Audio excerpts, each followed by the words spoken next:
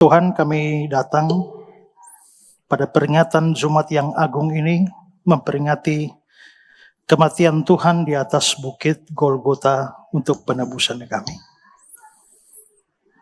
Kami akan merenungkan dan belajar firman Tuhan, dan biarlah firman ini boleh berbicara khusus kepada kami, dan semakin meneguhkan iman kami kepada Yesus Kristus sebagai Juru Selamat dunia. Tolong hamba di dalam menyampaikan, dan biarlah firman-Mu sungguh-sungguh berkuasa atas kami. Semua peralatan yang kami pakai, Tuhan kuduskan. Jauhkan dari segala macam kerusakan, gangguan yang menghambat kami dalam belajar firman Tuhan. Terima kasih Tuhan, kami berdoa juga Tuhan, berikan kami konsentrasi dan fokus kepada firman, sehingga tidak ada kami yang kehilangan berkat firman-Mu. Terima kasih Tuhan. Biarlah Tuhan berbicara kepada kami seturut kehendak Tuhan. Dalam nama Yesus kami berdoa. Amin. Baik saudara-saudara, hari ini kita kembali lagi memperingati Jumat yang agung, hari di mana Tuhan Yesus mati menebus kita. Tuhan Yesus mati persis pada hari perayaan Paskah orang Yahudi, yang jatuhnya pada tanggal 14 bulan Nisan. Bulan Nisan itu adalah nama bulan di dalam kalender orang Yahudi yang berbahasa Babylon. Bulan Nisan itu antara akhir Maret dan awal April. Karena itu perayaan Jumat Agung dan Paskah kita, orang Kristen biasanya adalah persis mencari hari Minggu terdekat dengan 14 Nisan. Setelah mendapatkan hari Minggu terdekat, baru kita geser 2 hari menjadi hari Jumat Agung. Karena itu berbeda-beda. Kadang-kadang kita bisa melihat bahwa Jumat Agung dan Paskah kita kadang-kadang jatuh biasanya di awal April. Tapi kali ini lebih awal karena rupanya tanggal terdekat dengan 14 Nisan kalender Israel itu adalah hari Minggu tanggal 31 Maret. Dan karenanya Jumat Agung 2 hari sebelumnya di hari ini. Nah, hari ini saya akan membahas satu tema, yaitu Yom Kippur. Nah, saudara-saudara, Yom Kippur ini adalah istilah bahasa Ibrani, di mana Yom itu artinya hari. Sedangkan Kippur itu berasal dari kata kapar yang memiliki arti menghapus atau membersihkan atau menyucikan. Sehingga secara keseluruhan Yom Kippur itu artinya hari pembersihan, ya, atau hari penghapusan, hari penyucian, kadang-kadang juga disebut sebagai hari penebusan. Dan ini adalah satu hari raya Yahudi yang sangat penting di samping perayaan Paskah. Dan ini adalah perayaan yang sangat sakral karena orang Israel atau orang Yahudi itu merayakan penebusan atau pendamaian mereka dengan Allah, di mana mereka dibersihkan dari dosa-dosa mereka. Kapar, Kippur. Sampai hari ini pun orang Yahudi masih merayakannya. Tapi mereka tidak merayakan di Bait Allah karena Bait Allah tidak ada. Mereka setiap Yom Kippur mereka pergi dan membuat doa-doa khusus di tembok ratapan di Yerusalem. Nah, ini adalah hari yang sangat sakral. Pada waktu Yom Kippur tahun 1973, di mana orang Yahudi sementara siap untuk melakukan hari yang paling sakral, hari penebusan ini, tiba-tiba Liga Arab yang dipimpin oleh Mesir dan Suria mengadakan serangan kepada bangsa Israel persis hari ini. Maka pecahlah perang mulai dari tanggal 6 sampai 26 Oktober 1973. Karena perang dimulai pada tanggal 6 Oktober, maka akhirnya perang itu dikenal sebagai Perang Yom Kippur di dalam sejarah Israel modern. Nah, saudara-saudara, hari ini seperti saya bilang, saya akan berbicara tentang Yom Kippur ini. Yang pertama, mari kita melihat Yom Kippur di dalam Alkitab. Nah, Yom Kippur ini memang adalah hari perayaan yang diperintahkan oleh Tuhan sendiri. Perhatikan Imamat pasal 23, 26, 27. Tuhan berfirman kepada Musa, akan tetapi pada tanggal 10 bulan yang ke-7 ada hari pendamaian, ada Yom Kippur. Nah, ini dikatakan adalah jatuh pada tanggal 10 bulan yang ke-7. Bulan ke-7 di dalam kalender Yahudi itu adalah bulan Tisri. Dan bulan Tisri itu di kalender kita, kalender Gregorian, itu jatuh antara September atau Oktober. Jadi Paskah itu sekitar Maret atau April, bulan Nisan. Yom Kippur itu pada bulan Tisri, yaitu September atau Oktober. Nah, hari ini merupakan hari di mana orang Israel ditahirkan dari segala dosa mereka, diperdamaikan dengan Tuhan Allah. Dan ingat bahwa pada waktu manusia berdosa, itu menjadikan manusia itu adalah musuh dari Tuhan Allah. Dan karenanya diperlukan pendamaian antara manusia berdosa dengan Allah.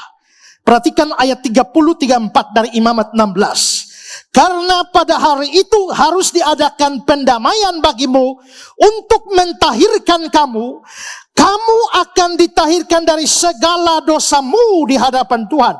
Itulah yang harus menjadi ketetapan untuk selama-lamanya bagimu, supaya sekali setahun diadakan pendamaian bagi orang Israel karena segala dosa mereka. Lalu di Imamat pasal 23 ayat 28, itulah hari pendamaian, itulah Yom Kippur untuk mengadakan pendamaian bagimu di hadapan Tuhan Allahmu. Pada hari Yom Kippur ini, semua orang Israel harus berpuasa. Harus merendahkan diri di hadapan Tuhan dan tidak boleh melakukan satu pekerjaan apapun. Ayat 29. Kamu harus merendahkan diri dengan berpuasa. Jangan kamu melakukan sesuatu pekerjaan bagi orang Israel maupun orang asing yang tinggal di tengah-tengahmu. Nah, karena itulah saudara-saudara, hari ini semua orang Yahudi, semua orang Israel wajib berpuasa. Maka Yom Kippur itu dikenal sebagai hari puasa. Saudara, kalau kita melihat di Perjanjian Baru, Kisah Rasul pasal 27 ayat yang ke-9 dibilang begini. Ini kata-kata Paulus, karena Paulus lagi terumbang-ambing di atas kapal. Sementara itu sudah banyak waktu yang hilang karena terumbang-ambing karam kapal itu ya. Sementara itu sudah banyak waktu yang hilang, waktu puasa sudah lampau. Nah, maksudnya Paulus, waktu puasa ini waktu puasa yang mana? Ini bukan puasa sembarang puasa. Itu adalah waktu puasa pada Yom Kippur itu. Maka di dalam Alkitab terjemahan Indonesia sehari-hari dibilang begini. Pada waktu itu hari pendamaian orang Yahudi sudah lewat. Maka hari pendamaian itu disebut juga sebagai hari puasa. Mereka harus berpuasa.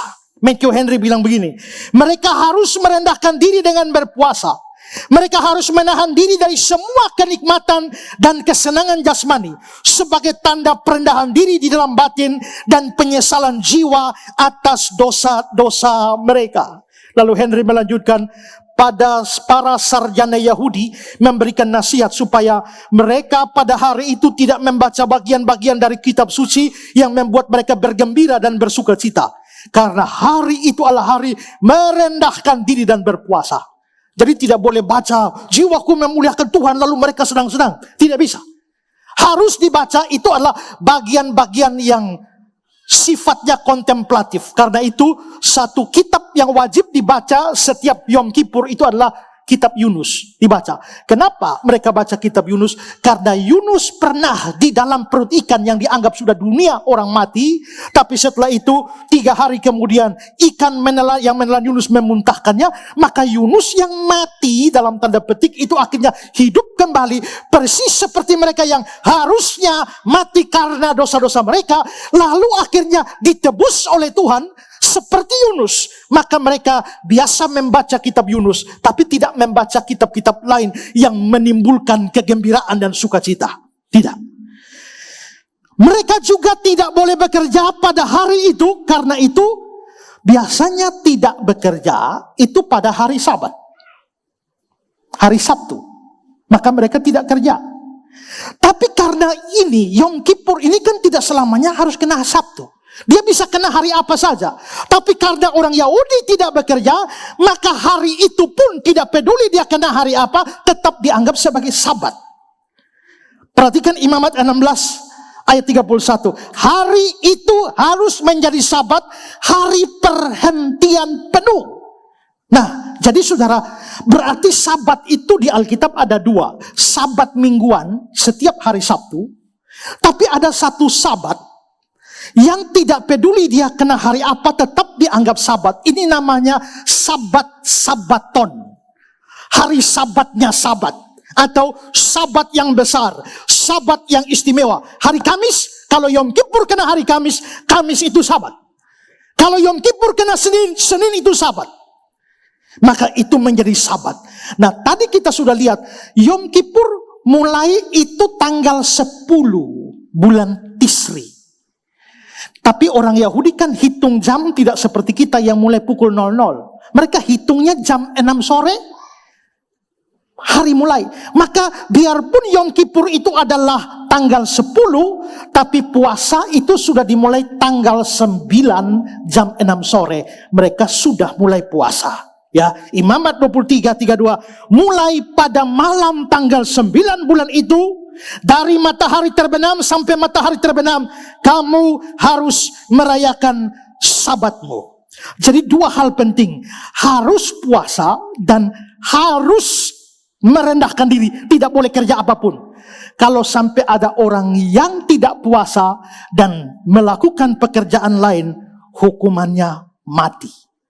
Perhatikan 29:30, Imamat 23. Karena setiap orang yang pada hari itu tidak merendahkan diri dengan berpuasa harus dilenyapkan dari antara orang-orang sebangsanya. Setiap orang yang melakukan sesuatu pekerjaan pada hari itu, orang itu akan kubinasakan dari tengah-tengah bangsa. Nah, saudara-saudara, ada satu orang yang memainkan peran yang sangat penting di dalam Yom Kippur. Itu adalah imam besar. Waktu itu Harun, nanti kalau Harun sudah mati itu diganti oleh anak-anaknya. Tapi imam besar pada hari itu dia harus masuk ke dalam ruang Maha Kudus. Kita tahu kemah suci atau bait Allah ada pelataran luar untuk orang awam. Tapi ada ruang kudus untuk imam-imam dan ada ruang Maha Kudus. Itu tempat bersemayamnya Allah di tengah-tengah umat. Nah, maka pada hari Yom Kippur itu imam besar itu harus masuk ke dalam ruang Maha Kudus itu. Nah, saudara-saudara, ruang Maha Kudus ini ruang tersakral di dalam bait Allah. Dan yang bukan imam tidak boleh masuk. Yang orang awam jemaat biasa tidak boleh masuk. Jangankan masuk, mendekat saja mati. Ya, lihat Bilangan 3:10. Tetapi Harun dan anak-anaknya harus kau tugaskan untuk memegang jabatan sebagai imam. Sedang orang awam yang mendekat harus dihukum mati. Imam besar masuk ke sana pun tidak sembarang waktu. Hanya 1 tahun 1 kali, persis Yom Kippur baru boleh masuk. Selain Yom Kippur, imam tidak boleh masuk. Masuk mati. Ibrani 9 ayat 7 mengkonfirmasi ini. Tetapi ke dalam kemah yang kedua, maksudnya ruang Maha Kudus, hanya imam besar saja yang masuk sekali setahun. Memasuki tempat ini sembarang waktu, mati. Imamat 16:24. firman Tuhan kepadanya, katakanlah kepada Harun kakakmu supaya jangan sembarang waktu masuk ke tempat kudus di belakang tabir. Tabir ini tirai yang robek waktu Tuhan Yesus mati itu. Ya, ke depan tutup pendamaian yang di atas tabut supaya jangan dia mati. Jadi masuk sembarang waktu itu mati. Nah, saudara-saudara, pada waktu imam masuk ke sana itu juga tidak boleh berpakaian sembarangan. Ada pakaian khusus yang dirancang khusus untuk Yom Kippur saja. Kita tahu imam besar itu mempunyai pakaian kebesarannya yang bajunya disebut baju efod, dan di dalam pakaian imam besar secara umum itu pakaiannya diatur oleh Tuhan sampai dia mempunyai 8 item di dalam pakaian imam besar. Kalau saudara lihat gambar ini adalah gambar pakaian imam besar. Itu masing-masing itu ada makna-makna simbolis di situ, ya.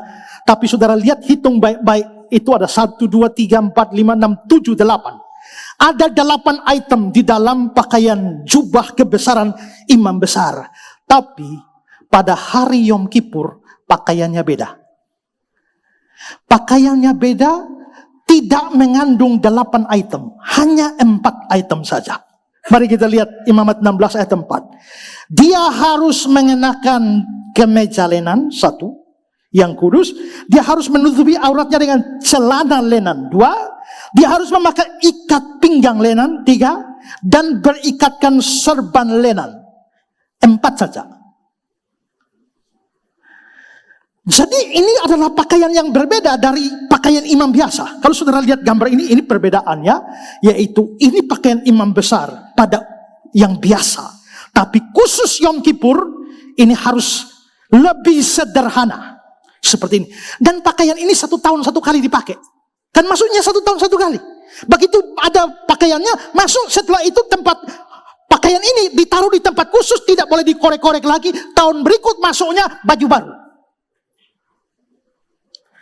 Nah, imam yang masuk ke dalam ruang Maha Kudus itu bisa saja mati di dalam. Kita tahu di dalam perjanjian lama dibilang, siapa lihat Tuhan Allah mati. Ruang Maha Kudus itu dianggap sebagai tempat berdiamnya Tuhan. Jadi waktu imam besar masuk ke sana, itu dia rawan menjadi almarhum. Maka dia harus menjaga sedemikian rupa.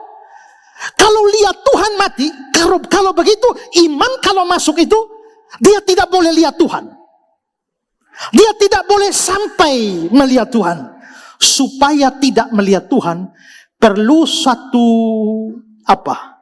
asap tertentu yang menghalangi dia. Karena tabut di situ, tabut perjanjian, lalu ada tutup perdamaian di atas. Tuhan dianggap berdiam di situ, maka dia tidak boleh lihat langsung ke situ, di mana Tuhan ada di sana, dia mati. Maka perlu asap untuk menghalanginya. Imamat 16, 12, 13. Dan dia harus mengambil perbaraan berisi penuh bara api di atas mezbah yang di hadapan Tuhan, serta serangkup penuh ukupan dari wangi-wangian yang digiling sampai halus, lalu membawanya masuk ke dalam belakang tabir. Kemudian dia harus meletakkan ukupan di atas api di hadapan Tuhan, sehingga asap ukupan itu menutupi tutup pendamaian di atas hukum Allah, supaya dia jangan mati. Maka asap ini penting. Itu beda dengan asap kita ini.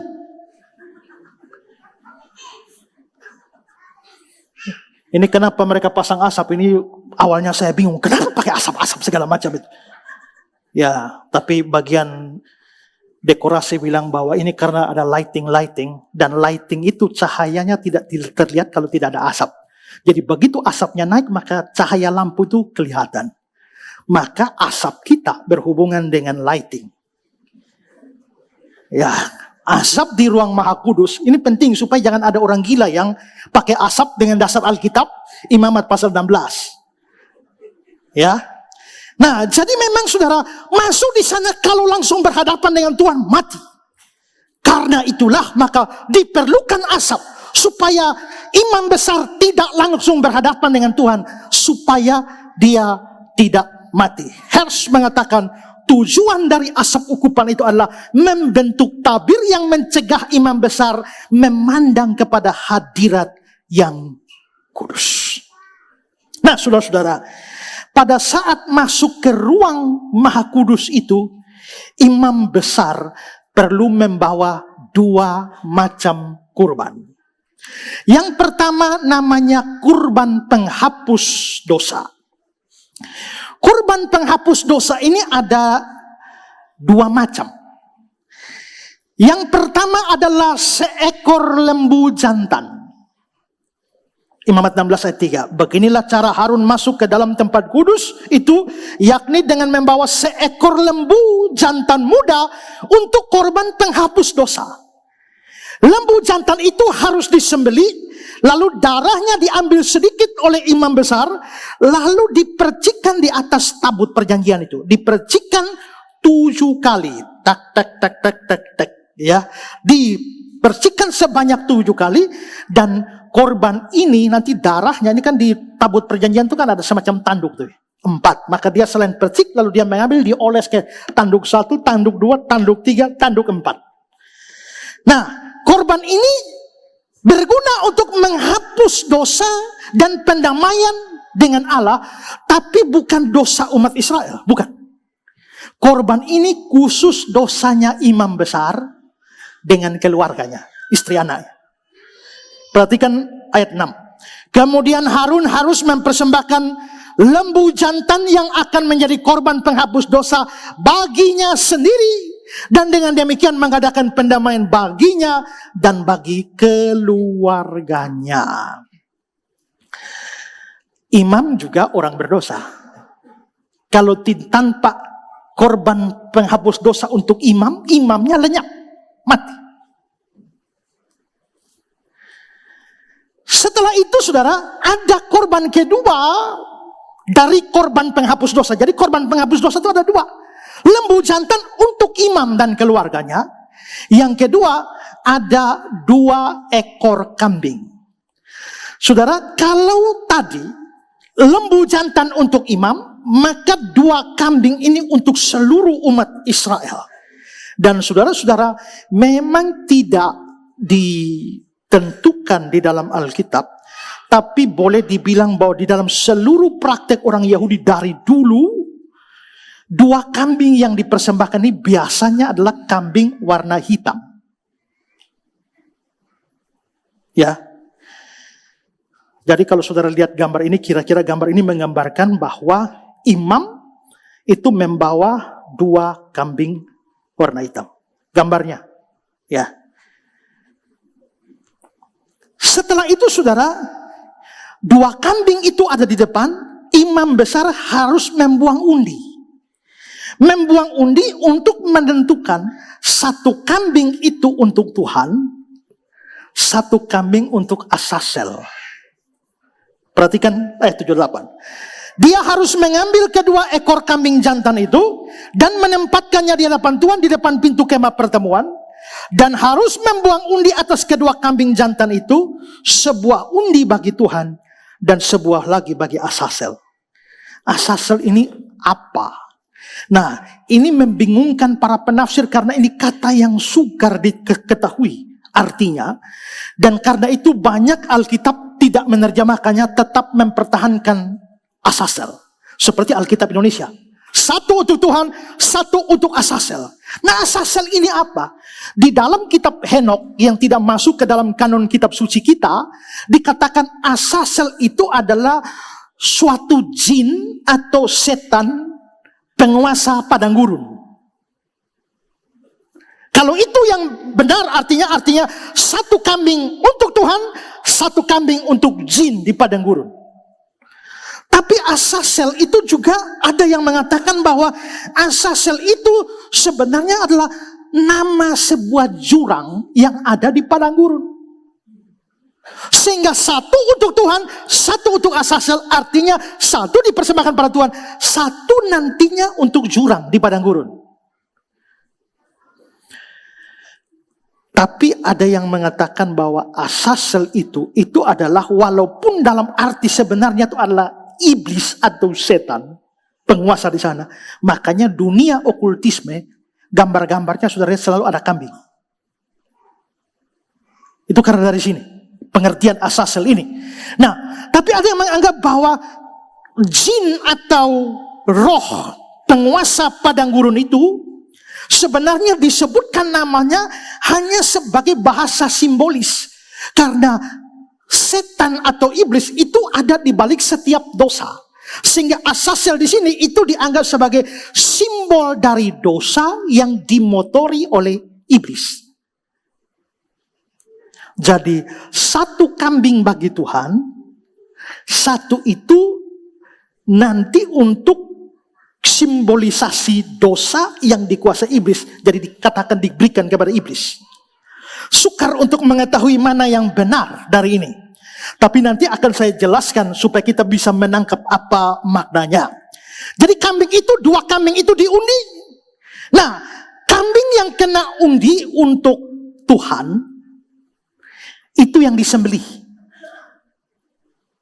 Itu yang disembelih di pintu kemah pertemuan. Lalu darahnya itu akan sama seperti tadi, percik di sana, masuk di tanduk-tanduk. Sedangkan kambing yang kena undi untuk Azazel, ya, itu berikutnya akan dilepas ke padang gurun.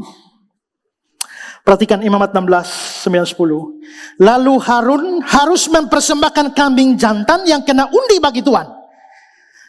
Dan mengolahnya sebagai korban penghapus dosa. Tetapi kambing jantan yang kena undi bagi Azazel haruslah ditempatkan hidup-hidup di hadapan Tuhan untuk mengadakan pendamaian, lalu dilepaskan bagi Azazel ke padang gurun. Kambing ini tidak suruh jalan sendiri, karena nanti dia nyasar di tempat lain, tidak sampai padang gurun. Karena itu disiapkan petugas khusus untuk membawa kambing ini dan melepasnya di padang gurun. Ya, coba kita lihat video ini.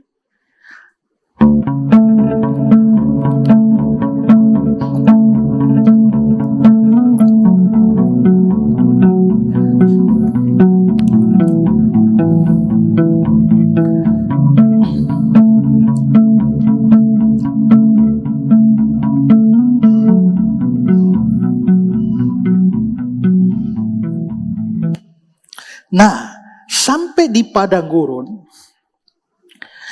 ada yang mengatakan lepas saja.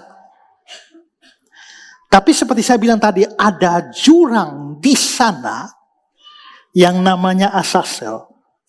Ya, sampai di sana orang yang membawa ini harus mendorong kambingnya masuk ke jurang itu. Ya, masuk ke jurang itu. Seperti nampak di dalam gambar ini. Itu didorong masuk ke sana. Jadi ada dua pendapat. Ada yang bilang hanya lepas saja. Ada yang bilang harus didorong. Tapi kalau didorong maka kambing itu pasti mati. Kalau dilepas di padang gurun, dia mati lebih lama. Tapi dalam sejarah tidak pernah ada kambing yang keluar dari padang gurun. Maka dengan kata lain, mau didorong atau tidak, kambing yang satu bagi Azazel ini, itu memang pada akhirnya mati. Nah saudara, sebelum kambing itu dilepas ke padang gurun, imam harus melakukan satu ritual dengan kambing ini. Apa ritualnya? Imamat 16:21. Dan Harun harus meletakkan kedua tangannya ke atas kepala kambing jantan yang hidup itu. Dan mengakui di atas kepala kambing itu segala kesalahan orang Israel dan segala pelanggaran mereka, apapun juga dosa mereka. Dia harus menanggungkan semua itu ke atas kepala kambing jantan itu dan kemudian melepasnya ke padang gurun dengan perantaraan seorang yang sudah siap sedia untuk itu. Kalau lihat gambar ini caranya imam taruh tangan di atas kepala itu. Nah, dia harus mengakui dosa umat, taruh di kepala kambing. Lalu pakai doa. Bagaimana doanya? Doanya begini. Ya Tuhan, umat-Mu Bani Israel telah melanggar, mereka telah memberontak, mereka telah berdosa di hadapan-Mu. Sekarang aku memohon kepada-Mu untuk mengampuni pelanggaran mereka, pemberontakan mereka, dan dosa mereka yang telah mereka lakukan terhadap Engkau. Seperti yang tertulis dalam hukum Musa hamba-Mu, bahwa pada hari ini akan mengadakan pendamaian bagi kamu untuk menyucikan kamu dari segala dosa-Mu, sehingga kamu menjadi tahir. Apa arti semua ini? Artinya seperti ayat 22. Demikianlah kambing jantan itu harus mengangkut segala kesalahan orang Israel ke tanah tandus, dan kambing itu dilepaskan di padang gurun. Maka kambing yang imam berdoa taruh tangan membawa seluruh dosa Israel, dengan kata lain, kamilah orang Israel yang berdosa, tapi sekarang dosa kami ditanggungkan atas kambing ini, dan kambing ini pergi ke padang gurun. Dengan kata lain, dosa kami sudah dibawa jauh ke padang gurun dan tidak kembali lagi. Saudara, kambing ini tidak bersalah, tapi dia menanggung kesalahan orang lain. Warnanya hitam, karena itu kambing ini kambing hitam. Dari inilah muncul istilah kambing hitam yang menggambarkan orang tidak bersalah tapi dipersalahkan atau ditanggungkan salahnya. Saya tidak bersalah, kalian bersalah, tapi saya yang dipenjara, saya jadi kambing hitam. Pernahkah saudara pikir kenapa tidak bilang saya ini menjadi ayam hitam? Tidak kan? Saya menjadi kelinci hitam, tidak, kambing hitam. Kenapa? Karena memang dari sini ceritanya. Kambing ini tidak bersalah, tapi menanggung kesalahan orang lain, dibawa ke padang gurun dan mati di sana. Jadi ini korban penghapus dosa ada dua macam.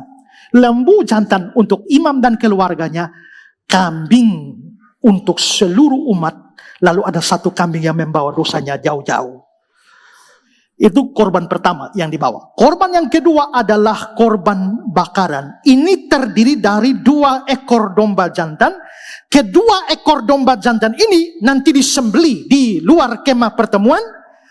Yang seekor untuk imam besar, dan yang seekor untuk seluruh umat. Nah, saudara-saudara, melalui korban-korban inilah umat Israel yang merayakan Yom Kippur itu dosa-dosanya ditebus, dihapus, dijauhkan dari mereka seperti ke padang gurun, dan mereka diperdamaikan dengan Allah. Maka Yom Kippur itu adalah hari yang paling sakral. Saudara-saudara, seperti saya katakan tadi bahwa sampai hari ini orang Yahudi masih merayakan Yom Kippur. Mereka pergi doa, menangis-menangis di tembok ratapan. Tapi ada yang aneh. Ada yang aneh adalah bahwa sekarang mereka tidak pakai kambing, tidak pakai domba, tidak pakai lembu. Pakai apa? Pakai ayam. Coba saudara lihat video ini. Ini video ritual Yom Kippur Israel sekarang.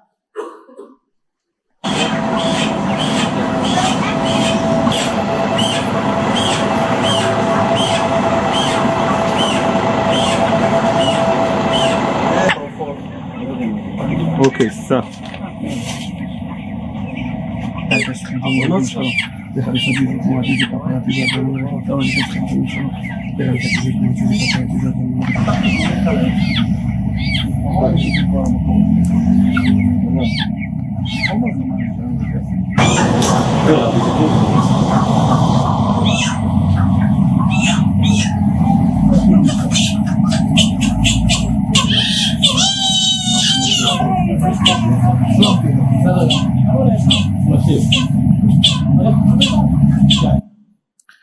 Jadi ayam itu diputar-putar di atas kepala sambil ada doa khusus.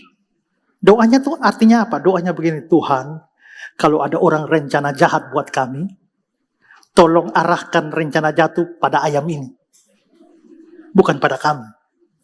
Jadi tetap walaupun ganti dari kambing kepada ini, tapi sifatnya adalah penggantian, bukan kami yang kena. Tapi semua rencana jahat atau apapun itu dialihkan kepada binatang ini, ayam ini. Itu Yom Kippur mereka sekarang, ya. Nggak tahu bagaimana caranya, kenapa bisa diganti.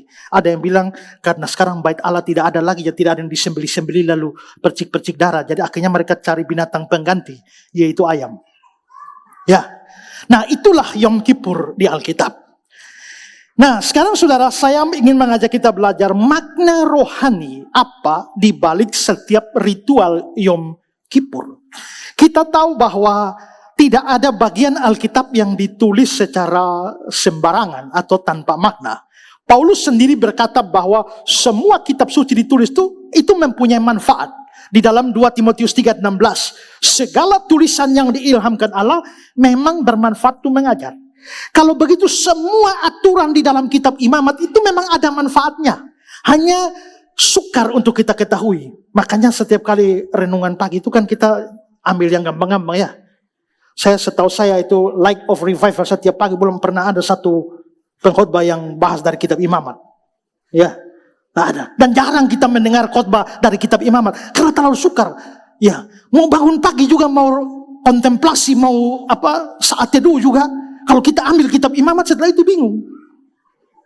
Nah, tapi bagian ini memang ditulis bukannya tanpa makna, itu ada maknanya. Termasuk bagian yang penting seperti Yom Kippur di dalam Imamat 16 dan juga 23. Nah, saya ingin mengajak kita mempelajari ini dengan melihat beberapa hal yang menyolok di dalam ritual Yom Kippur. Pertama, Yom Kippur dilakukan dengan tujuan untuk penghapusan dosa dan pendamaian dengan Allah. Dan ini terlihat di dalam ayat 30-34. Ada kata-kata diadakan pendamaian, kamu akan ditahirkan dari segala dosa. Ayat 34, diadakan pendamaian bagi orang Israel karena segala dosa. Lalu di pasal 23 ayat 28, untuk mengadakan pendamaian bagimu di hadapan Tuhan Allahmu. Nah, saudara, dua kata penting muncul di sini, yaitu adalah pentahiran. Pentahiran itu ditahirkan, itu artinya disucikan, dihapuskan dosanya, dan kedua pendamaian. Nah, saudara-saudara, ditahirkan, dibersihkan itu artinya dosa dihapus. Makanya di Imamat pasal 16 ayat yang ke-9, kata-kata terakhirnya, korban yang diberikan sebagai korban penghapus dosa. Maka ini penting untuk menghapus dosa. Lalu saudara, pendamaian itu mengisyaratkan ada permusuhan. Jadi kita orang berdosa itu karena kita melanggar hukum Tuhan. Tuhan yang hukumnya dilanggar itu dia membenci orang berdosa. Ada orang bilang begini, Tuhan mengasihi orang berdosa, membenci dosanya, tapi mengasihi orangnya. Itu benar setengah. Kenapa? Bagi orang yang belum percaya sama sekali, dia bukan anak Tuhan. Tuhan benci dosanya sekaligus orangnya. Tapi setelah saudara percaya kepada Yesus, saudara kan sudah jadi anak. Waktu saudara sudah jadi anak, Tuhan tidak benci anaknya. Waktu saudara jadi anak, waktu saudara berdosa, Tuhan benci dosa saudara, tapi dia mengasihi saudara. Jadi jangan pakai istilah Tuhan membenci dosa, mengasihi orang berdosa. Saudara pakai bagi orang yang tidak percaya. Orang belum percaya, Tuhan benci dosanya sekalian orangnya. Makanya orang berdosa yang belum percaya kepada Kristus, dia itu musuh Tuhan Allah. Dia berseteru dengan Tuhan Allah. Roma 8:7-8. Sebab keinginan daging Allah perseteruan terhadap Allah. Ayat 8. Mereka yang hidup dalam daging tidak mungkin berkenan dengan Allah. Kenapa? Jadi seteru, jadi musuh Allah. Nah, karena orang berdosa itu jadi musuh Tuhan Allah, maka dua musuh perlu berdamai. Untuk berdamai di sini perlu suatu kurban. Karena itulah maka Yom Kippur itu penting untuk pendamaian. Kalau dosa tidak dihapus dan perseteruan terus berjalan, jangan mimpi orang berdosa bisa lolos. Karena Tuhan adalah Tuhan yang adil, Tuhan yang suci, yang tidak akan membiarkan satu dosa tanpa menghukum orang berdosanya. Nahum 1 ayat 3. Tuhan panjang sabar, besar kuasa, tetapi tidak sekali-kali membebaskan dari hukuman orang yang bersalah. Dia tidak pernah membebaskan. Bilangan 14 ayat 15. Tuhan berpanjangan sabar, kasih setianya berlimpah-limpah, tetapi sekali-kali tidak membebaskan orang bersalah dari hukuman. Ayub 9 ayat 4, Allah itu bijak dan kuat. Siapa dapat berkeras melawan dia dan tetap selamat? Karena itu penting bagi manusia untuk dosanya dihapus dan berdamai dengan Allah. Matthew Henry, Allah dengan ini menunjukkan kepada mereka betapa hati mereka perlu disucikan, ketika bahkan kemah suci sekalipun hanya dengan berdiri di tengah-tengah bangsa yang najis dan berdosa seperti itu memerlukan pendamaian. Dan juga ada banyak yang tidak beres, bahkan dalam kesalehan-kesalehan dan ibadah-ibadah mereka yang untuknya pendamaian harus diadakan. Saya orang berdosa, saudara orang berdosa, setiap manusia adalah orang berdosa. Kita semua adalah musuh seteru dari Allah. Tanpa penghapusan dosa-dosa, tanpa pendamaian dengan Allah, tidak mungkin kita lolos dari hukumannya, terutama hukuman kekal di dalam neraka. Maka ritual Yom Kippur mengajarkan kepada kita, manusia membutuhkan penghapusan dosa. Manusia butuh pendamaian dengan Allah. Itu pesan Yom Kippur. Yang kedua, saudara-saudara, Allah yang memerintahkan diadakannya Yom Kippur. Perhatikan, Imamat 16 ayat 34. Maka Harun melakukan seperti yang diperintahkan Tuhan. Imamat 23, Tuhan berfirman pada Musa, bikin hari pendamaian. Maka Yom Kippur itu inisiatifnya adalah Tuhan. Bukan Israel yang berinisiatif menghapus dosa mereka atau mengadakan pendamaian dengan mereka, dengan Allah. Tidak, bukan. Tapi inisiatif penghapusan dosa, inisiatif penebusan dosa, inisiatif pendamaian itu dikerjakan oleh Allah. Nah, saudara-saudara, di sini kita bisa lihat mengapa Allah yang berinisiatif. Karena manusia tidak punya cara menghapus dosa. Karena manusia tidak punya cara berdamai dengan Allah. Umat Israel diberikan hukum Taurat. Tapi apakah dengan taat hukum Taurat, dengan diberikan hukum Taurat, mereka bisa menghapus dosa mereka? Tidak. Apakah dengan diberikan hukum Taurat mereka bisa berdamai dengan Allah? Tidak. Justru dengan diberikannya hukum Taurat, itu makin menunjukkan bahwa mereka banyak dosanya. Hukum Taurat diberikan bukan supaya ditaati lalu bisa selamat. Tidak. Hukum Taurat diberikan hanya untuk menunjukkan bahwa kamu berdosa. Jadi hukum Taurat itu seperti cermin, supaya kamu lihat bahwa muka kamu ada coret-coret hitamnya. Tapi untuk membersihkan coret hitam, kamu tidak bisa pakai cermin. Karena itu dengan adanya hukum Taurat, makin banyak dosa. Saudara lihat, kalau ada 10 peraturan yang diberikan, saudara punya kemungkinan berdosa 10. 100 hukum diberikan, kamu punya peluang untuk melanggar 100. Coba kalau tidak ada peraturan, lampu merah berhenti. Apakah saudara pernah dianggap melanggar lampu merah? Tidak. Lampu merah, tidak ada aturan begitu. Lampu merah kamu terobos terus, kamu tidak bersalah. Tapi begitu aturannya keluar, kamu jadi bersalah.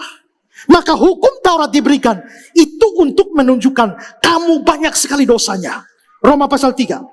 Tapi kita tahu bahwa segala sesuatu tercantum dalam kitab Taurat ditujukan kepada mereka yang hidup di bawah hukum Taurat, supaya tersumbat setiap mulut dan seluruh dunia jatuh di bawah hukum Allah. Sebab tidak seorang pun dapat dibenarkan di hadapan Allah oleh karena melakukan hukum Taurat. Justru oleh hukum Taurat orang kenal dosa. Roma 5 ayat 20. Tapi hukum Taurat ditambahkan supaya pelanggaran menjadi semakin banyak.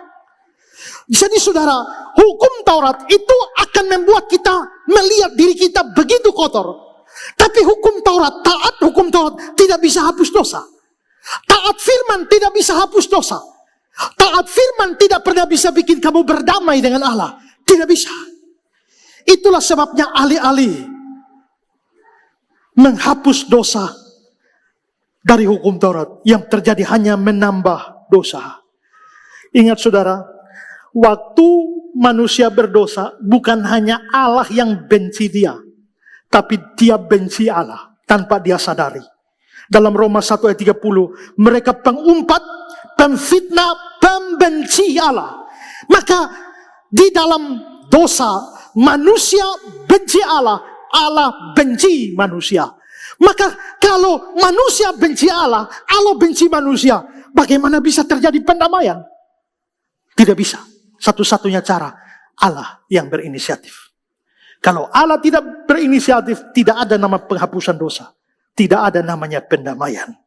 Karena itu penghapusan dosa manusia, pemulihan relasi dengan Allah, itu hanya mungkin terjadi dari pihak Allah saja. Sekarang yang ketiga. Yang ketiga adalah ritual Yom Kippur harus dilakukan oleh seorang imam besar, dan imam besar harus kudus. Sebagaimana saya bilang tadi, peran penting di sini adalah imam besar. Ayat 32, Imamat 16. Dan pendamaian harus diadakan oleh imam yang telah diurapi. Itu imam besar. Ingat, orang awam tidak bisa. Orang awam jangankan masuk, mendekat mati. Maka hanya bisa dilakukan oleh imam besar. Dan saudara, imam besarnya harus kudus. Imam besarnya harus suci. Imam besar yang tidak kudus, tidak suci, mati. Maka bagaimana imam ini bisa suci sedangkan dia juga orang berdosa? Pertama, imamnya harus mandi dulu sebelum masuk. Perhatikan ayat 4. Ya. Itulah pakaian kudus yang harus dikenakan sesudah ia membasuh tubuhnya dengan air. Dalam terjemahan lama, sebab itu hendaklah dimandikannya tubuhnya dengan air dahulu, baru berpakaian. Harus mandi. Mandi ini tindakan simbolis untuk pembersihan. Maka imam harus kudus. Kedua, pertama harus mandi. Kedua, harus memakai pakaian khusus itu. Dan saudara, pakaian khusus yang tadi saya sudah tunjukkan, ada 4 ya. Dan saudara, semua pakaian, 4 item di dalam pakaian imam, semuanya dibuat dari kain lenan. Perhatikan ayat 4. Kemeja lenan, celana lenan, ikat pinggang lenan, serban lenan. Saudara, kain lenan ini apa? Muncul banyak di dalam kitab imamat. Kain lenan ini sebenarnya adalah kain yang berkualitas number 1. Made in Egypt. Kain yang dibuat di Mesir. Dan saudara-saudara, kain itu dipakai oleh raja-raja, dipakai oleh orang-orang kaya, dan orang Yahudi atau Israel begitu menghargai pakaian ini, sampai kain lenan atau pakaian lenan seringkali dianggap sebagai pakaian dari para malaikat. Malaikat kudus, dan mereka pakai pakaian lenan. Yesaya 9. Lihat 6 orang laki-laki, ini malaikat, datang dari jurusan pintu gerbang atas yang menghadap ke utara, masing-masing dengan alat pemukul di tangannya, dan satu orang di antaranya berpakaian lenan. Ayat 3. Ya, dia memanggil orang yang berpakaian lenan. Daniel 10, ini juga tentang malaikat. Kuangkat mukaku dan kulihat tampak seorang berpakaian kain lenan. Lalu pasukan-pasukan di surga, Wahyu 19, dan semua pasukan di surga yang mengikuti dia, mereka menunggang kuda putih dan memakai kain lenan halus yang putih bersih. Dan masih banyak ayat lain menunjukkan bahwa para malaikat yang kudus pakai pakaian lenan. Sehingga pakaian lenan dianggap pakaiannya para malaikat. Nanti di surga kita semua sudah dikuduskan. Gambaran kekudusan kita digambarkan dengan kita pakai kain lenan. Wahyu 19 ayat 8. Dan kepadanya dikaruniakan supaya memakai kain lenan halus, berkilau-kilauan yang putih bersih. Lenan halus itu adalah perbuatan-perbuatan yang besar, yang benar dari orang-orang kudus. Maka orang pakai kain lenan itu orang kudus. Karena itu saudara-saudara, kalau kenapa sampai bajunya harus lenan, celananya harus lenan, ikat pinggangnya, serbannya itu harus lenan. Lenan itu menggambarkan kekudusan. Dengan kata lain, waktu imam mau masuk ke ruang maha kudus, dia harus kudus. Pertama mandi. Kedua, pakaiannya itu pakaian kudus. Makanya di dalam ayat 4 dikatakan dia harus mengenakan kemeja linen yang kudus. Lalu di bawahnya, itulah pakaian kudus. Albert Barnes bilang, dalam mempersiapkan diri untuk memasuki ruang maha kudus, dia mengenakan pakaian putih bersih sebagai lambang kekudusan yang tampaknya tidak seorang pun dalam arti rohani dapat memasuki hadirat Tuhan. Dan bahwa itu kudus ditunjukkan dengan hal ketiga, dia perlu korban untuk menghapus dosanya sendiri. Di ayat 6 tadi, korban penghapus dosa baginya sendiri, dan dengan demikian mengadakan pendamaian baginya. Maka saudara, imam itu Yom Kippur harus diberikan oleh imam. Imamnya harus kudus. Bahkan McClintock mengatakan bahwa imam besar tersebut harus menguduskan diri 7 hari sebelum ritual Yom Kippur. Upacara-upacara tersebut bersifat sangat melelahkan, terutama bagi imam besar yang harus mempersiapkan dirinya selama 7 hari sebelumnya dalam pengasingan yang hampir menyendiri untuk pelayan-pelayan khusus yang menunggunya, menjauhkan diri selama periode tersebut dari segala sesuatu yang dapat membuat najis dan mengganggu pelayanannya. Maka Yom Kippur harus dilakukan imam besar. Imam besarnya harus kudus. Itu kedua. Berikut adalah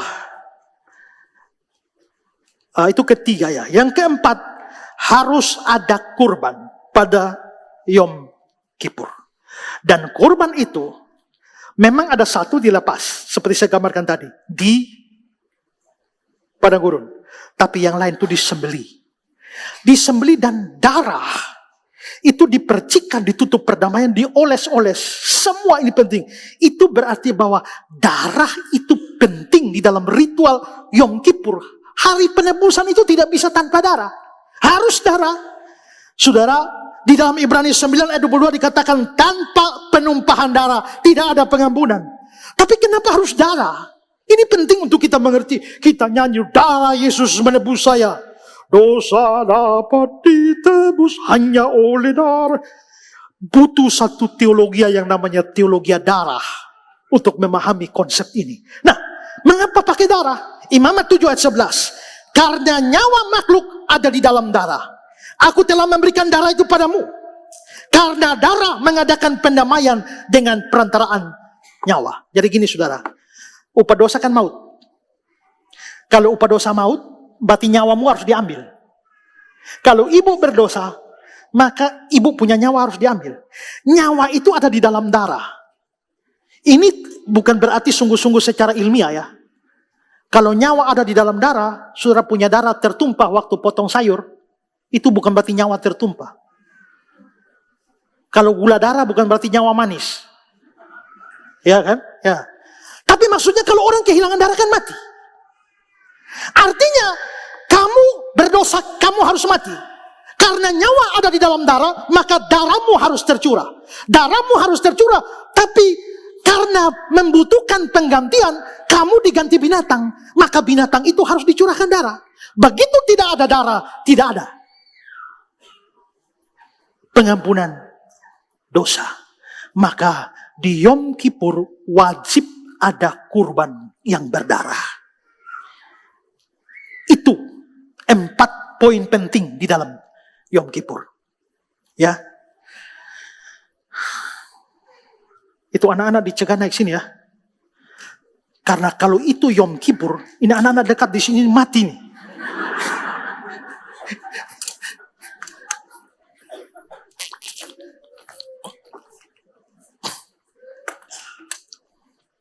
Yang ini di atasnya juga mati semua nih. Sekarang yang ketiga. Yesus Kristus adalah antitipe dari Yom Kippur. Tipe itu gambaran, antitipe itu adalah penggenapannya. Saudara-saudara, penulis surat Ibrani mengatakan bahwa semua yang ada ritual-ritual perjanjian lama itu bayangan. Ibrani 10. Di dalam hukum Taurat hanya terdapat bayangan saja. Hanya bayangan. Berarti semua termasuk Yom Kippur itu bayang-bayang. Nah kalau semua bayang-bayang, maka harus ada yang menggenapinya. Harus ada hakikatnya, harus ada realitanya. Dan kalau kita membaca seluruh kitab Imamat, penulis surat Imamat mau mengatakan bahwa Yesus Kristuslah penggenap atau realita hakikat keselamatan dari seluruh bayangan di dalam seremonial hukum Taurat. Bagaimana Yesus menjadi penggenap dari Yom Kippur? Saya mau berikan beberapa. Pertama, Yesus itu imam besar. Yesus itu imam besar. Penulis surat Ibrani jelas mengatakan Yesus imam besar kita. Ibrani 3 ayat 1. Imam besar yang kita akui yaitu Yesus. Ibrani 4 ayat 14. Kita sekarang mempunyai imam besar agung yaitu Yesus. Maka penulis surat Ibrani mengatakan Yesus itu imam besar kita. Hanya jadi soal karena imam besar itu harus keturunan Harun, orang Lewi. Yesus itu bukan keturunan Harun. Yesus bukan dari suku Lewi masalahnya. Maka Yesus tidak layak secara legal menjadi seorang imam besar. Tapi penulis surat Ibrani bilang begini. Yesus itu memang bukan keturunan Harun. Dia bukan suku Lewi. Memang keimaman Yesus tidak mengikuti jalur Harun. Jalurnya Lewi. Tapi dia mempunyai peraturan imam yang lain dari jalur Melkisedek. Ibrani 5 ayat 10. Dia dipanggil menjadi imam besar Allah menurut peraturan Melkisedek. Ibrani 6 ayat 20. Di mana Yesus telah masuk sebagai perintis bagi kita ketika ia menurut peraturan Melkisedek menjadi imam besar. Ini bukan hanya omongan penulis surat Ibrani, itu di Mazmur sudah ada. Mazmur 10 ayat 4. Engkau adalah imam selama-lamanya menurut Melkisedek. Jadi imamat Yesus bukan jalur Harun, bukan jalur Lewi, tapi jalur Melkisedek. Siapa Melkisedek itu? Ibrani 7. Sebab Melkisedek adalah Raja Salem, imam Allah yang maha tinggi. Berarti Melkisedek itu imam. Ayat 2. Kepadanya pun Abraham memberikan persepuluhan dari semuanya. Bahwa Abraham memberi persepuluhan, itu menunjukkan bahwa Melkisedek imam. Karena hanya imam yang menerima persembahan persepuluhan. Jadi di sini penulis Ibrani singgung kasus di perjanjian lama. Abraham memperlakukan Melkisedek sebagai imam. Tapi Melkisedek itu siapa? Ayat 3. Dia tidak berbapa, tidak beribu, tidak bersilsilah, harinya tidak berawal, hidupnya tidak berkesudahan. Dia tetap menjadi imam sampai selama-lamanya. Ini bukan berarti dia manusia jadi-jadian yang keluar dari laut atau dari pohon tomat atau dari mana, bukan. Maksudnya seperti dalam Sklaber 2000, keterangan mengenai bapak, ibu dan silsilah keturunannya tidak ditemukan dimanapun. Dengan kata lain, Melkisedek ini manusia tidak jelas asal usulnya. Manusia tidak jelas asal usulnya ini kok bisa jadi imam. Bahkan bapakmu Abraham memperlakukannya sebagai imam dengan memberikan persepuluhan. Kalau manusia tanpa asal usul menjadi imam, kenapa Yesus tidak bisa jadi imam? Kalau menurutmu imam harus dari keturunan Harun, apakah Melkisedek keturunan Harun? Harus dari suku Lewi, apakah Melkisedek dari suku Lewi? Sedangkan Melkisedek sejaman dengan Abraham, Ishak, Yakub baru Lewi. Maka imamatnya Melkisedek itu tidak perlu dari Harun, tidak perlu dari suku Lewi. Yesus jadi imam ikut aturannya Melkisedek, bukan Harun. Maka dalam aturan Melkisedek, Yesus layak jadi imam besar. Itu pertama. Waktu Yom Kippur, imamnya harus kudus. Imamnya harus kudus. Nah, saudara-saudara, bukankah Yesus dikatakan oleh kitab suci tidak berdosa? 2 Korintus 5, dia tidak mengenal dosa. Bahkan dalam Yohanes 8 ayat 29, dia sendiri berkata, aku senantiasa berbuat yang berkenan kepadanya. Senantiasa, selalu berkenan, berarti tidak ada satu dosa pun. Maka Yesus itu tanpa dosa. Penulis surat Ibrani mengatakan Yesus itu imam besar. Tapi dia imam besar yang berbeda dengan imam besarnya Yahudi, Israel. Dia imam besar tanpa dosa. Pasal 4 ayat 15. Sebab imam besar yang kita punya bukan imam besar yang tidak dapat turut merasakan kelemahan-kelemahan kita. Sebaliknya sama dengan kita, dia telah dicobai, hanya tidak berbuat dosa. Jikalau Yesus imam besar tanpa dosa sama sekali, dia imam besar dan tanpa dosa, maka dia layak berdiri pada Yom Kippur itu. Karena dia imam besar tanpa dosa. Bahkan sebenarnya dia lebih layak dari imam di Yom Kippur perjanjian lama. Karena imam Yom Kippur perjanjian lama orang berdosa, makanya perlu mandi, makanya perlu pakaian kudus, makanya perlu korban penghapus dosa untuk diri sendiri. Tapi Yesus tidak begitu, dia tidak berdosa. Maka dia tidak perlu ritual-ritual yang menunjukkan, menyimbolkan kekudusan. Dia sendiri sudah suci dari dalam dirinya sendiri. Dalam pasal 7 penulis Ibrani berkata, sebab imam besar yang demikian yang kita perlukan, yang saleh, tanpa salah, tanpa noda, terpisah dari orang berdosa, lebih tinggi dari tingkat surga, yang tidak seperti imam besar lain yang setiap hari harus mempersembahkan korban untuk dosanya sendiri. Sesudah itu baru dosa umat. Saudara, mungkin ada yang menarik. Karena pakaian imam yang standar 8 item. Tapi waktu Yom Kippur hanya 4 item. 4 item itu tidak hitung sandal. Sekarang, saudara, lihat ya, Ibrani 16 ayat 4, kemeja, celana, ikat pinggang, serban. Sandal itu sudah dianggap hal yang lumrah dipakai, jadi tidak dihitung sebagai pakaian khusus. Sekarang pada waktu Yesus disalibkan, lihat Yohanes 19, sesudah prajurit-prajurit itu menyalibkan Yesus, mereka mengambil pakaiannya, lalu membaginya menjadi 4. Kenapa 4? Karena ada 4 prajurit. Setelah itu ada 24. Karena mereka berkata seorang pada yang lain, jangan kita membaginya menjadi beberapa potong. Baiklah kita membuang undi untuk menentukan siapa mendapatnya.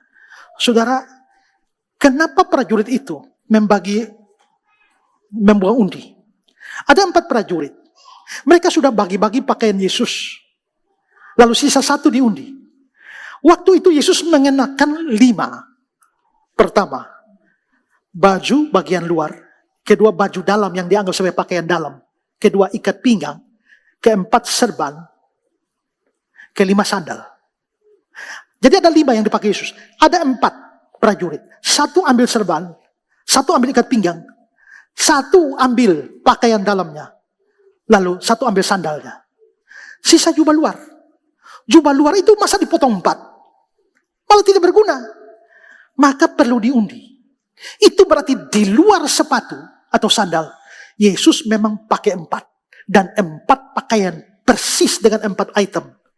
Waktu imam besar menjalankan Yom Kippur. Maka sebenarnya itu adalah suatu tindakan simbolis untuk menunjukkan bahwa sesungguhnya dia adalah imam besar yang kudus, yang siap untuk pelaksanaan Yom Kippur. Ketiga, Yesus adalah kurban yang disembelih pada hari Yom Kippur. Tadi saya sudah tunjukkan bahwa ada kurban yang perlu dibawa. Dan penulis surat Ibrani mengatakan Yesus tadi ada kurban yang berdarah. Tapi penulis Ibrani mengatakan Yesus bawa darahnya sendiri. Ibrani 9. Dia telah masuk 1 kali untuk selama-lamanya ke dalam tempat kudus, bahkan bukan dengan membawa darah domba, anak lembu, tapi dengan membawa darahnya sendiri. Kalau Yesus bawa darahnya sendiri, darah itu kan harus darah korban, maka Yesus adalah korbannya. Dengan kata lain, korban itu dipersembahkan. Kalau Yesus korbannya, berarti dia mempersembahkan dirinya sendiri. Dan ini cocok. Pasal ayat 14-28 Ibrani 9.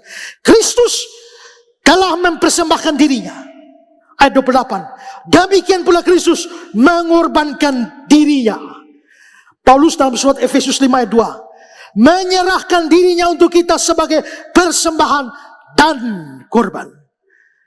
Dan karena itu Rasul Petrus menghubungkan darah Kristus dengan darah kurban binatang di perjanjian lama. Sebab kamu tahu kamu telah ditebus dengan darah yang mahal, yaitu darah Kristus yang sama seperti darah anak domba. Itu darah kurban. Maka saudara, di sini kita bisa melihat sebuah perbedaan, yakni kalau di dalam Yom Kippur perjanjian lama, imam besar sendiri, korbannya sendiri. Imam lain, korbannya lain. Tapi penggenapan di dalam Yesus, Yesus imamnya sekaligus korbannya. Duanya, imam dan korban, itu menyatu.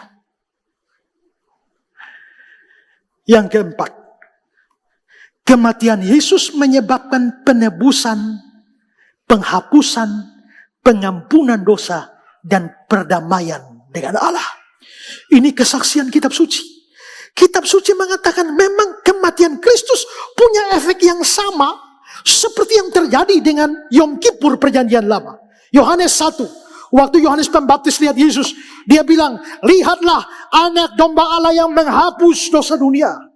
Efesus 1 ayat 7, oleh darahnya kita beroleh penebusan, yaitu pengampunan dosa. Roma 3 ayat 25, Kristus Yesus telah ditentukan Allah menjadi jalan pendamaian karena iman dalam darahnya. Semua ini menunjukkan bahwa sebenarnya Yesus itu adalah penggenap, antitipe dari Yom Kippur. Dia adalah imam besar. Dia adalah imam besar yang kudus tanpa dosa. Dia adalah kurbannya sendiri, yaitu kematiannya, pengorbanan dan pencurahan darahnya. Itu untuk penghapusan dosa dan perdamaian dengan Allah.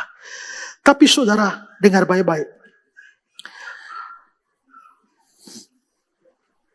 Yesus bukan hanya penggenap Yom Kippur, tapi penyempurna Yom Kippur. Maksudnya adalah dia melakukan yang lebih dari Yom Kippur perjanjian lama. Di dalam dia adalah imam besar yang lebih dari imam besar perjanjian lama. Karena imam besar perjanjian lama berdosa, dia tidak berdosa. Maka dia tidak butuh korban untuk dirinya sendiri. Dia lebih besar dari imam Yom Kippur perjanjian lama. Di dalam perjanjian lama, imamnya sendiri, korbannya sendiri. Tapi Yesus imam sekaligus korban. Maka dia lebih tinggi dari Yom Kippur perjanjian lama. Dan di dalam perjanjian lama, kurbannya kurban binatang. Tapi sekarang dia, Yesus Kristus, bukan binatang. Dia bahkan adalah anak Allah sendiri. Yohanes 1 Yohanes 4 ayat 10. Bukan kita yang mengasihi Allah. Allah yang mengasihi kita dan telah mengutus anaknya menjadi pendamaian bagi dosa kita. Maka Yom Kippur perjanjian lama, korbannya binatang. Tapi Yom Kippur dalam perjanjian baru, korbannya adalah anak Allah sendiri. Itu berarti bahwa Kristus bukan hanya penggenap Yom Kippur perjanjian lama. Dia sekaligus penyempurna Yom Kippur perjanjian lama. Itu berarti saudara, efek yang dihasilkan yaitu penghapusan, penebusan, pendamaian dengan Allah. Efeknya lebih hebat dari Yom Kippur perjanjian lama. Saudara, imam besar perjanjian lama masuk 1 tahun 1 kali. Setiap tahun masuk. Tapi imam besar perjanjian baru Yesus Kristus 1 kali masuk untuk selama-lamanya. Imam besar perjanjian lama mempersembahkan kurban setiap tahun. Itu berarti tahun ini dosamu dihapus. Tahun depan, kalau kau tidak masuk lagi, dosamu tidak dihapus. Dan kata lain, kau butuh penghapusan dosa setiap tahun. Tapi imam besar perjanjian baru masuk 1 kali untuk selama-lamanya. Maka dia lebih hebat dari korban perjanjian lama. Itulah sebabnya penulis surat Ibrani pasal 10 bilang, dengan korban yang sama, yang setiap tahun terus-menerus dipersembahkan, hukum Taurat tidak mungkin menyempurnakan mereka yang datang mengambil bagian di dalam. Sebab jika hal itu mungkin, pasti orang tidak mempersembahkan korban lagi. Tapi justru oleh korban-korban itu setiap tahun, orang diperingatkan akan dosanya. Sebab tidak mungkin darah lembu jantan, darah domba jantan menghapus dosa. Itu hanya bayang-bayang, tapi tidak mungkin menghapus dosa. Maka jelas Yesus berbeda, efek yang dihasilkan juga berbeda. Bagaimana efek yang dihasilkan oleh korban Kristus? Ibrani 9 menjelaskannya. Tapi saya kutip dalam bahasa Indonesia sehari-hari supaya lebih gampang dipahami. Mulai ayat 12. Kristus memasuki ruang maha suci di dalam kemah itu sekali saja untuk selama-lamanya. Beda dengan imam perjanjian lama. Pada waktu itu tidak membawa darah kambing jantan atau darah lembu untuk dipersembahkan. Dia membawa darahnya sendiri. Di sana darah binatang, ini darahnya sendiri. Lebih hebat, darah anak Allah lebih hebat kuasanya dari darah kambing domba. Dan dengan itu dia membebaskan kita tuh selama-lamanya. Di dalam Yom Kippur perjanjian lama hanya 1 tahun. Yang ini selama-lamanya. Lebih hebat. Darah dari kambing dan sapi jantan serta abu dari kurban anak sapi dipakai memerciki orang-orang yang najis menurut peraturan agama supaya mereka menjadi bersih. Nah, kalau darah dan abu itu dapat membersihkan kenajisan orang, apalagi darah Kristus. Lebih hebat. Melalui roh yang abadi, Kristus mempersembahkan dirinya sendiri kepada Allah sebagai kurban yang sempurna. Darahnya membersihkan hati nurani kita dari upacara agama yang tidak berguna, supaya kita dapat melayani Allah yang hidup. Itulah sebabnya Kristus menjadi pengantara utus satu perjanjian baru, supaya orang yang sudah dipanggil oleh Allah dapat menerima berkat-berkat abadi, bukan 1 tahun yang telah dijanjikan oleh Allah. Semua itu dapat terjadi karena sudah ada yang mati, yaitu Kristus. Kematiannya membebaskan orang-orang dari kesalahan-kesalahan mereka pada waktu perjanjian yang pertama masih berlaku. Lalu pasal 10 dia bilang, dan karena kehendaknya inilah kita dikuduskan 1 kali selama-lamanya, bukan setiap tahun. Ayat 14, sebab oleh 1 korban saja dia menyempurnakan selama-lamanya. Dan saudara-saudara, sekarang saya jelaskan satu lagi. Korban Kristus sempurna karena ada 2 hal penting di dalam Yom Kippur perjanjian lama yang tak bisa diwakili oleh 1 binatang. Mengapa korban bakaran? Mengapa korban penghapus dosa untuk umat perlu 2 kambing? Karena 2 kambing itu menggambarkan 2 hal. Kambing pertama itu dikorbankan. Itu menunjukkan bahwa dosa butuh kurban berdarah. Maka butuh kambing 1. Tapi penebusan tidak hanya berlaku untuk penghapusan dosa, tapi penyingkiran dosa dari hidup kita. Dan itu diwakili oleh kambing kedua.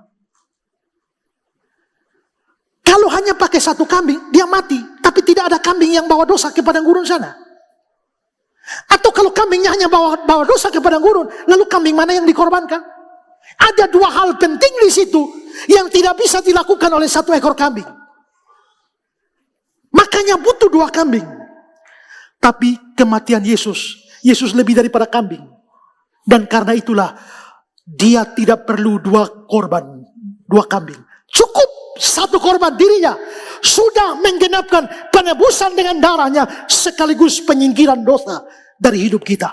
Maka Kristus hanya butuh 1 korban, yaitu dirinya. Maka di dalam ayat 14 pasal 10, sebab oleh 1 korban saja, tidak butuh 2 seperti dalam Yom Kippur perjanjian lama. Maka di dalam korban Kristus dosa diampuni melalui darahnya. Di dalam korban Kristus juga dosa kita disingkirkan dan dihapuskan. Kristus menderita di atas kayu salib bukan karena dosanya sendiri. Dia suci tanpa dosa. Tapi kenapa dia harus menanggung dosa kita? Persis seperti kambing yang tidak bersalah, kambing hitam itu, yang menanggung dosa Israel tanpa kambingnya tahu apa-apa dan bersalah. Maka dapatlah dikatakan, Kristus adalah kambing hitam itu. Oh, kebenaran ini begitu agung sekali.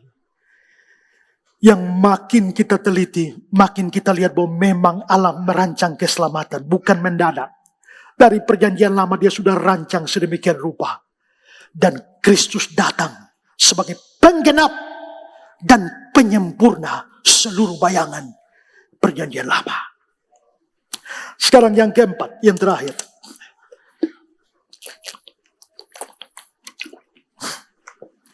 Pelajaran teologis dari Kristus sebagai antitipe Yom Kippur. Kita sudah melihat semua. Kristus penggenap dan penyempurna. Lalu kalau begitu, apa pelajarannya? Pertama, penebusan, pengampunan, penghapusan dosa, serta pendamaian dengan Allah hanya bisa diperoleh melalui Kristus dan kurbannya. Di dalam perjanjian lama, Allah yang memberikan perintah untuk Yom Kippur dengan seluruh seremonial. Dan itu bayang-bayang Kristus penggenapnya. Saudara, di dalam perjanjian lama tidak boleh ada satu orang pun melakukan ritual Yom Kippur. Hanya imam besar. Satu-satunya, tidak ada yang lain.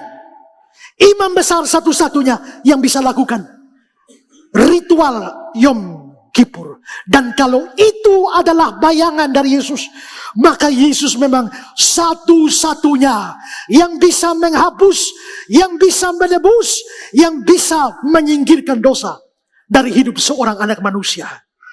Tidak ada yang lain. Hanya Kristus satu-satunya yang bisa memperdamaikan manusia dengan Allah. Kolose 1 ayat 20. Dan oleh dialah dia memperdamaikan segala sesuatu dengan dirinya, baik yang ada di bumi maupun yang di sorga, sesudah ia mengadakan pendamaian oleh darah salib Kristus. Tanpa darah Kristus, kita semua tidak bisa berdamai. Kita tetap musuh Tuhan Allah. Karena itu di luar Yesus, orang tidak bisa mendapatkan penebusan. Di luar Yesus, orang tidak bisa mendapatkan pengampunan dan penghapusan dosa. Di luar Kristus, semua orang bermusuhan dengan Allah. 2 Korintus 5, 18. Semua ini dari Allah, yang dengan perantaraan Kristus telah mendamaikan kita dengan dirinya. Sebab Allah mendamaikan dunia dengan dirinya oleh Kristus. Tanpa Kristus, tanpa percaya kepada Kristus, tidak peduli orang baik macam apa, masuk neraka semuanya. Karena itu jangan percaya pendeta gila yang di YouTube itu, yang nama siapa tuh, Brian itu, yang mengatakan bahwa saya tidak bisa bayangkan bagaimana Tuhan saya bisa melemparkan orang baik seperti Bapak walaupun tidak percaya Yesus masuk neraka. Itu orang jadi pendeta tapi tidak mengerti apa-apa itu. Itu bikin malu kekristenan sebenarnya. Ya, terlalu banyak orang yang rajin khotbah tidak belajar itu yang jadi model seperti itu. Tanpa Kristus tak mungkin, semua musuh Allah. Tak usah omong agama lain. Di dalam kekristenan, di dalam gereja saja. Kalau saudara tidak terima Yesus Kristus, percaya Yesus, saudara tetap musuh Allah yang kebetulan hari Minggu datang gereja. Jadi Yesus adalah satu-satunya jalan pendamaian, jalan pengampunan, jalan penebusan. Roma 5 ayat 11. Bukan hanya itu saja, kita malah bermegah dalam Allah oleh Yesus Kristus Tuhan kita. Sebab oleh Dia kita menerima pendamaian itu. 1 Yohanes 2. Dia adalah pendamaian itu segala dosa kita. Bukan hanya dosa satu. Dosa lalu, dosa sekarang, dosa akan datang, segala dosa kita. Seluruhnya sudah didamaikan. Karena itu bagi yang sudah percaya, saudara boleh bersyukur. Sebelum percaya saudara musuh Allah. Tapi setelah percaya, saudara telah diperdamaikan melalui darah Kristus. Maka sekarang setelah percaya, setelah beriman, saudara damai dengan Allah. Itu yang dibilang Paulus dalam Roma 5 ayat 1. Sebab kita yang dibenarkan karena iman, kita hidup dalam damai sejahtera dengan Allah. Karena Tuhan kita, Yesus Kristus. Itu yang saya bilang tadi. Kalau setelah kita berdamai, kita bisa berdosa. Allah benci dosa itu, tapi tidak benci saudara, mengasihi. Tapi kalau kamu belum pernah percaya Yesus sungguh-sungguh, Dia benci dosa saudara sekaligus saudara sendiri. Dan siapa bisa lolos dari itu? Jadi yang sudah percaya bersyukurlah. Syukur secara luar biasa. Karena keselamatan itu jauh lebih mahal dari apapun di dunia ini. Tapi yang belum percaya, segera percaya. Engkau mungkin berkata, saya sudah percaya dia sebagai tabib, sebagai dokter, sebagai pembuat mujizat, sebagai penolong di dalam kesukaran, sebagai guru, sebagai nabi, sebagai malaikat sekalipun. Tapi iman seperti itu tidak pernah mendamaikan manusia dengan Allah. Iman seperti apa yang bisa jadi jalan pendamaian? Coba perhatikan Roma 3 ayat 25. Kristus Yesus ditentukan Allah menjadi jalan pendamaian karena iman dalam darahnya. Harus iman dalam darah itu baru bisa berdamai. Karena tanpa darah tidak mungkin ada pendamaian. Apa artinya iman dalam darah? Imanmu harus mencakup pengorbanannya. Kamu harus percaya dia adalah korban untuk menebus kamu. Hanya iman seperti itu yang bisa menyelamatkan. Tapi hanya percaya dia bikin mujizat. Saya sakit dia sembuhkan. Dia dokterku yang hebat. Dia seperti center class antar segala berkat. Kalau hanya iman tanpa melibatkan darah, kamu tidak mungkin berdamai dengan Allah. Saudara yang tidak percaya tak mungkin dapat pengampunan. Saya mau kasih satu kutipan yang bagus dari Matthew Henry. Saudara perhatikan ini. Orang Yahudi yang hidup pada zaman belakangan mempunyai kebiasaan mengikat satu helai kain kermisi di tanduk kambing dan satu helai lainnya ke pintu gerbang suci ke atas batu di mana kambing itu dilepaskan. Jadi itu kambing sebelum dibawa ke padang gurun, mereka ikat kain kermisi di tanduknya. Coba lihat ini gambar ini. Sudah lihat di tanduk kambing itu ada kain merah. Kirmisi itu zaman dulu orang belum kenal warna. Kirmisi itu warna merah.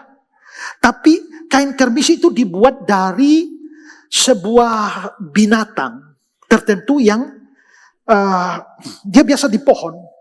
Lalu dia bertelur. Waktu dia bertelur setelah itu dia mati. Waktu dia mati, tubuhnya akan berubah menjadi warna scarlet. Warna merah khusus, tajam.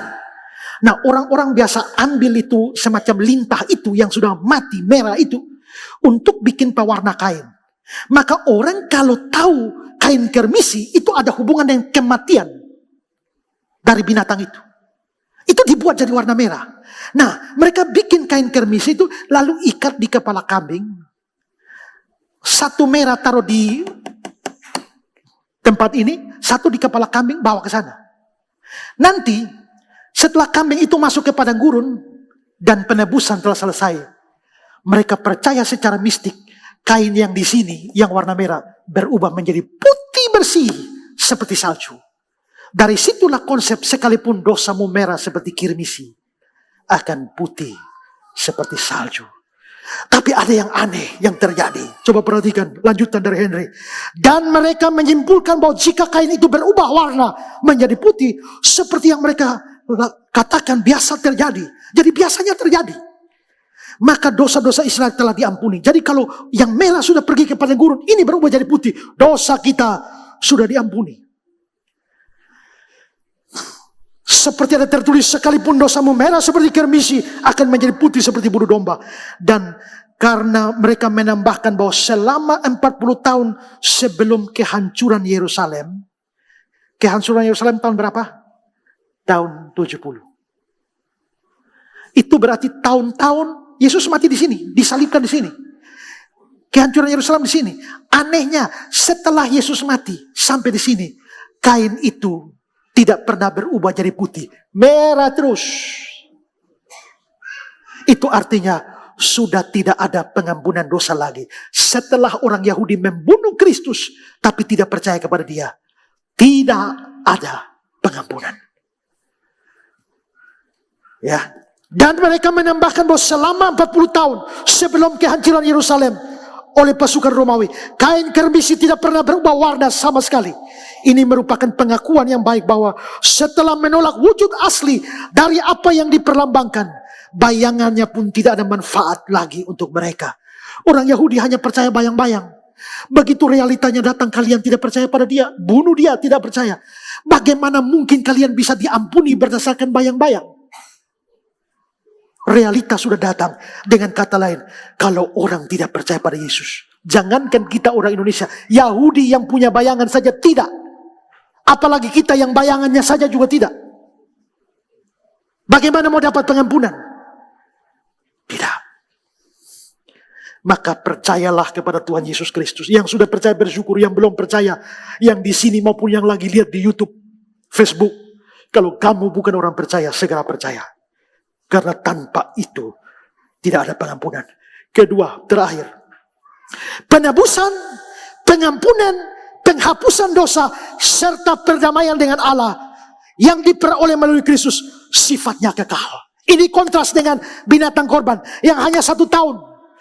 Hanya berlaku sementara. Tapi Kristus, efek penebusannya, efek penebusan yang dihasilkan semua ritus Yom Kippur bersifat sementara. Tapi hari di mana Kristus Yesus mati, Jumat Agung, itulah Yom Kippur yang sejati. Dan pada Yom Kippur yang sejati, korban yang lebih baik dan lebih sempurna, yaitu diri Kristus diberikan. Dengan efek yang lebih hebat. Itu berarti penebusannya kekal. Pengampunannya bersifat kekal. Penghapusan dosa bersifat kekal. Pendamaian dengan Allah bersifat kekal. Sekali kamu diampuni, tetap selamanya diampuni. Sekali kamu berdamai dengan Allah, kamu tidak pernah jadi musuh Allah lagi. Sekali kamu diselamatkan, kamu tetap diselamatkan. Maka disinilah terletak suatu keyakinan Calvinisme. Sekali selamat, tetap selamat. Karena korban Kristus begitu sempurna, melebihi korban-korban perjanjian lama. Maka berbahagialah kalau kamu punya Kristus. Kristus, penggenap dan penyempurna Yom Kippur. Amin.